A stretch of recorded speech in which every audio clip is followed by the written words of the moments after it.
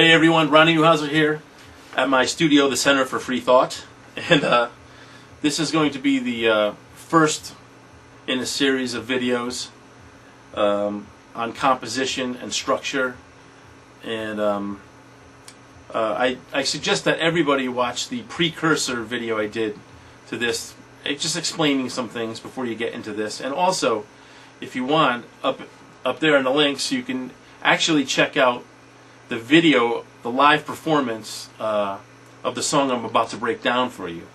One of the things, I actually just last night broke this song down because I hadn't really analyzed it prior, but and I was really kind of stunned at how many layers it had to it and how many chords. There's like, didn't even realize there were like 37 chords. And I think the greatest thing about it is when you just constantly learn and add to your vocabulary, that you naturally layer things, and these things come out naturally in your playing and in the way you arrange things and the way you write. This composition is called Mummarts and Boggarts, and the arrangement of it is actually based on a triangle. So you've got, I haven't figured out exactly how many parts there are, but say you had something like the A section, B section, C section, D, E, come back down to D, down to C, down to B, and end with A again. So we have this triangle. And lyrically, which is going to color what you want the chords and the structure and everything to sound like, lyrically I wrote the song on basically on when powerful entities within religion will abuse their power to control people, and to me that was a disturbing thing. So I wanted to get this vibe of disturbing out, obviously.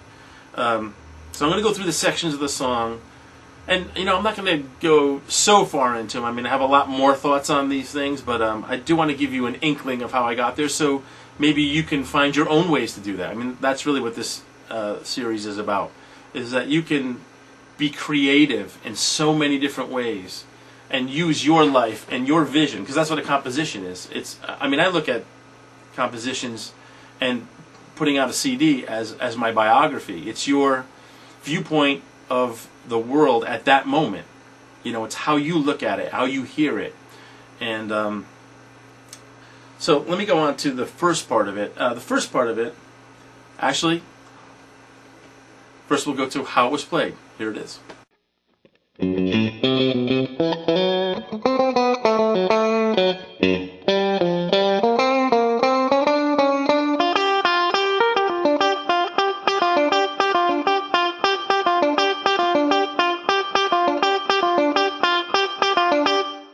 So in this section, the intro, which is very quiet, I wanted to get the feeling like you were, something is about to happen.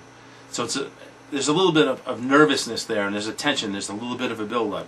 Like there's something, you just got a feeling that something's going on, okay? So the first two chords that the intro section are based on is an F sharp minor 7 flat 5 and a G minor 7. And just some of the basic notes that are in it. On the F sharp we have the F sharp, the minor third, which is an A, a C, which is a sharp 4, down to the 4th, which is a B, and then the flat 7, an E. So, okay, then we go actually higher up to the sharp 4, down to the 4th, down to the 3rd, the minor 3rd, and down to the root. So, and then we make our shift to the G minor 7 riff, which is G, F, G. Then we have a C and a D in there, and then we also have an E flat. Excuse me, a D flat. Excuse me, look, I'm messing up. A B flat to a C. Then we have a D flat to a D. There's the sharp 4 passing tone up to the octave G and an F again, and then up to a higher B flat. So.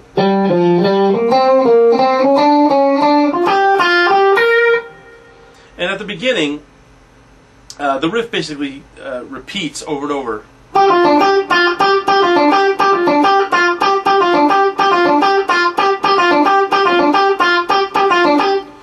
But when we come in heavy, because that section gets played over again right after the intro, the second half of the intro gets heavy, and when we come back to the F sharp, we go to distortion, and the ending is slightly different because I don't just stick on this one riff. I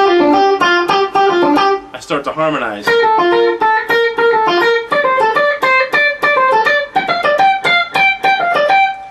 And that's basically based out of G Dorian and harmonies within that.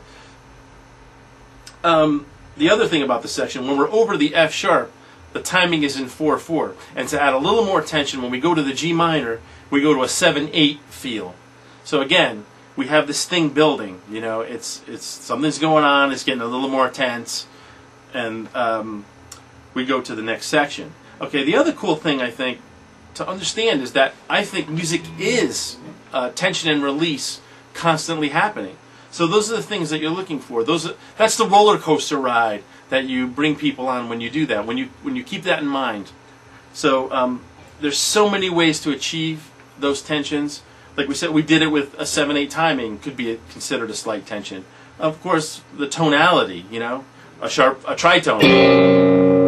There's definitely some tension, and then there's less tensions, and so on and so forth. So you want to keep in mind what are the lyrics saying?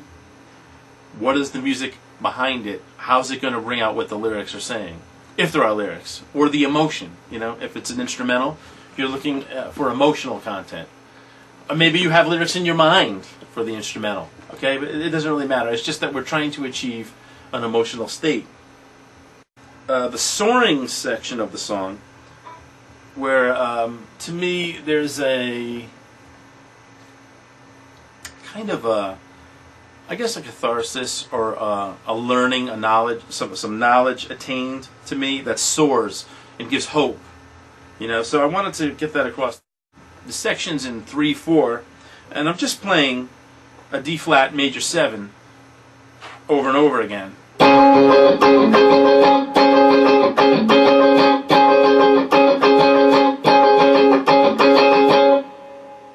Now what changes that makes the tonalities cool is the bass line honkers down on certain notes. It starts with D flat with me, and then the bass player goes to F. So Fred drops to an F, and we get a different sound. And then when we go up to, the bass goes up to a B flat, and that gives what I'm playing, basically turns it into kind of a B flat minor 9 sound. And then the bass drops down to A flat.